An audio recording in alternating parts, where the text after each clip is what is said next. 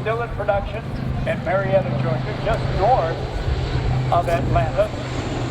Got a tremendous amount of improvements over the older models, including an automated cockpit which has reduced the need for a flight engineer,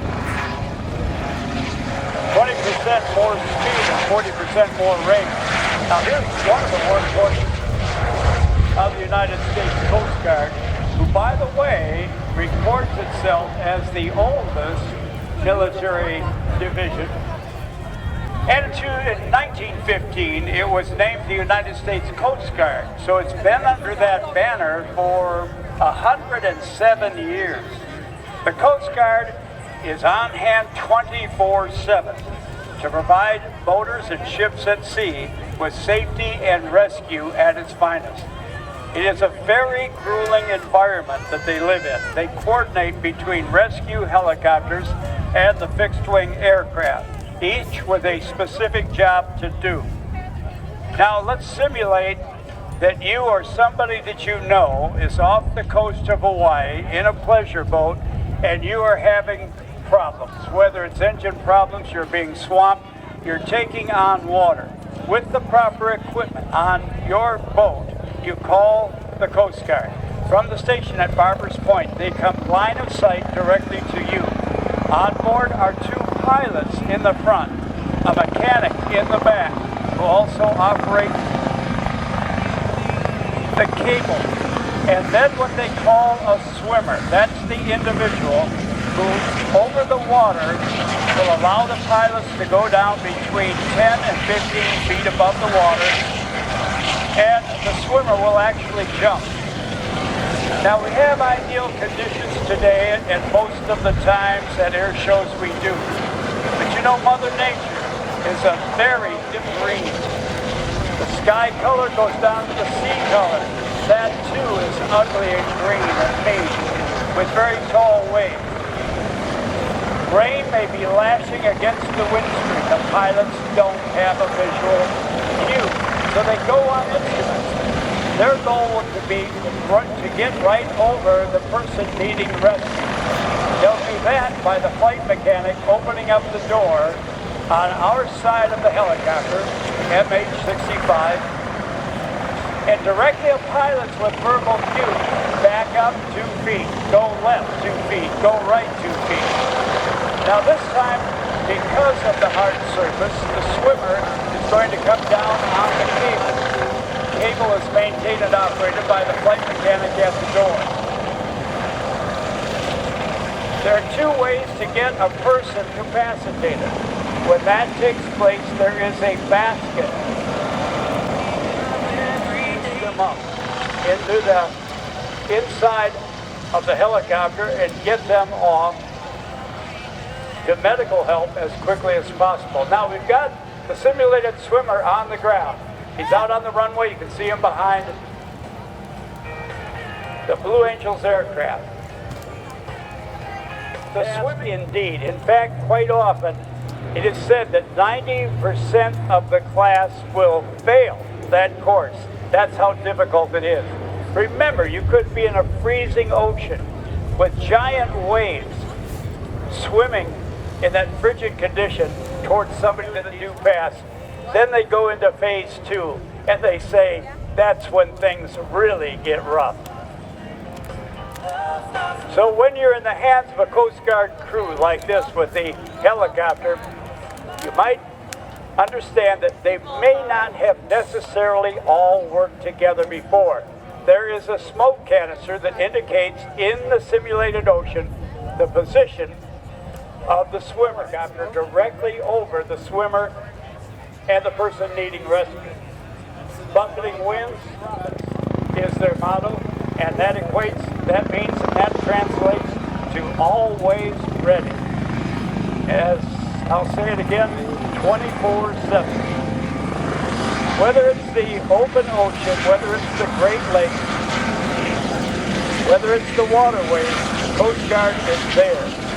It is our responsibility to have the proper safety equipment and the communication in our boats. So from your left and a little bit higher behind the helicopter, it's about to sling. The swimmer is the C-130, the J model, 6 propeller blades, very much lighter and more efficient than the older model.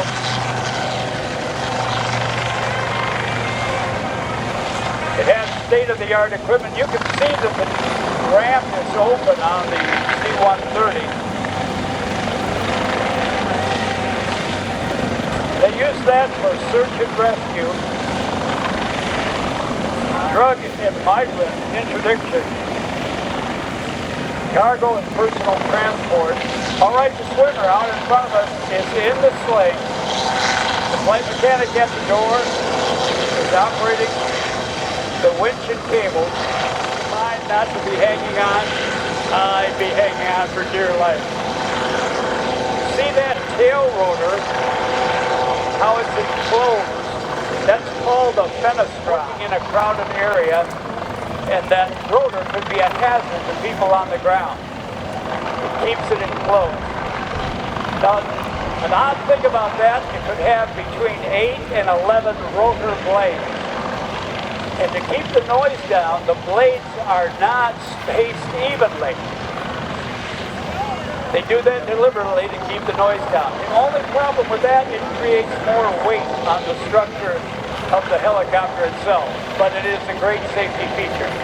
You are hearing a jet engine powering the rotor blades, so you have speed of about 2 miles a minute. As the crow flies, to get the rescue completed, if the person is injured, get them back to a Coast Guard station, or land at a place close to a hospital to get immediate medical attention. That helicopter is equipped for day and night operation, and it is a migrant interdiction and marine environmental protection. If you get your eyes and cameras low and to your left, you'll see one of, according to the trades and the International Aviation Museum records, one of 22 of the Coast Guard C-130s.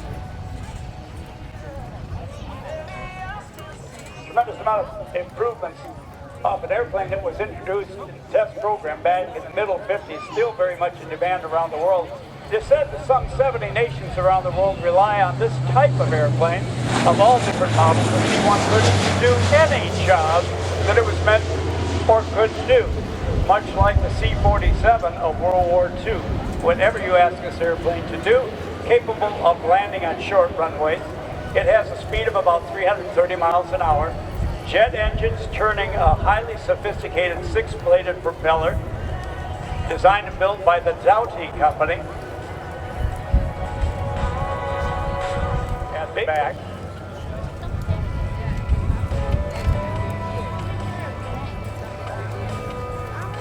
I always like to relay to our crowds about movies that pertain to airplanes or groups. There is a movie that came out, I think back with 06, called The Guardian. It was about the Coast Guard. And like crews on the C-130 coming over the top of us, I have asked them how they felt about the depiction of the movie. And they said, we like what it had.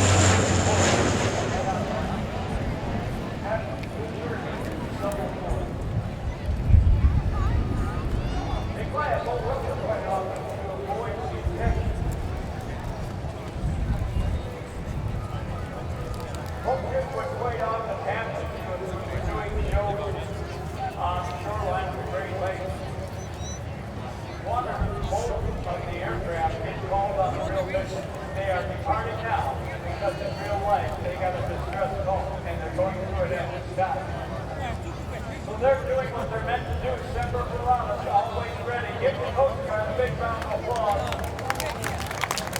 Just hear a bit of their skill and then going out where they are in 20